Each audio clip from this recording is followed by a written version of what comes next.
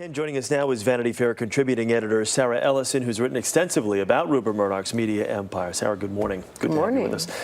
From what we're seeing in that report there, it looks as though a lot of the leverage that Rupert Murdoch and his whole media empire has had over the years seems to be drifting away just a little bit here.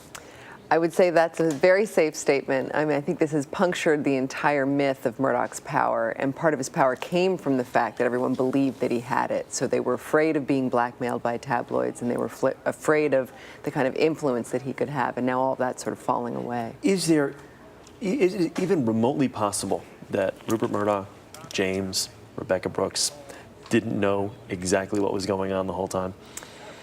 I mean, remotely possible. It's possible that Rupert didn't know exactly what was going on in terms of definite instances of phone hacking. I find it hard to believe that Rebekah Brooks, who was the actual editor of the newspaper, if someone brings you a story and you're a newspaper editor and you have a hot tip on something, the first question you ask is, how did we get this? How did we know it?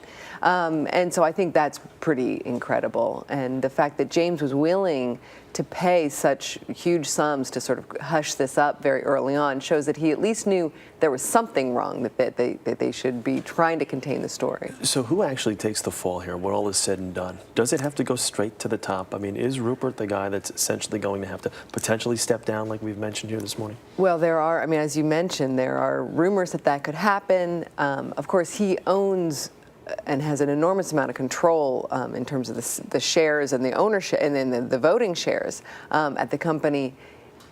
I think that there's this possibility that was previously unthinkable that he would step down and become the chairman.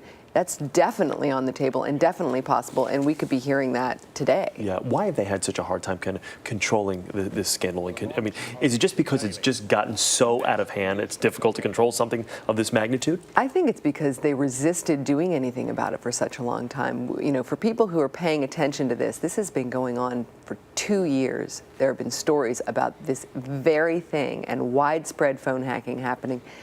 News Corp resisted for such a long time, saying that it was the responsibility of anyone besides a single rogue reporter, and that sort of really chipped away at their credibility over the months and years that they've been saying that, and so now it's out of their control. Can News Corp survive this?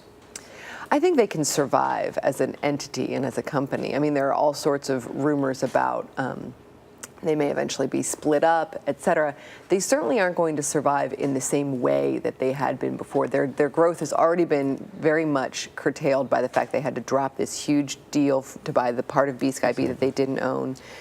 James Murdoch himself said a few weeks ago, we need to grow or we're going to fall at the hands of people like Apple and Google and these other tech and media companies that are really growing. So they're already really quarantining themselves to a sort of more dismal future than they had before. And this theme seems to keep getting bigger. I mean, Scotland Yard is running out of police officers to step down. All right, Sarah, thanks. Good to see you here this morning. Thank you.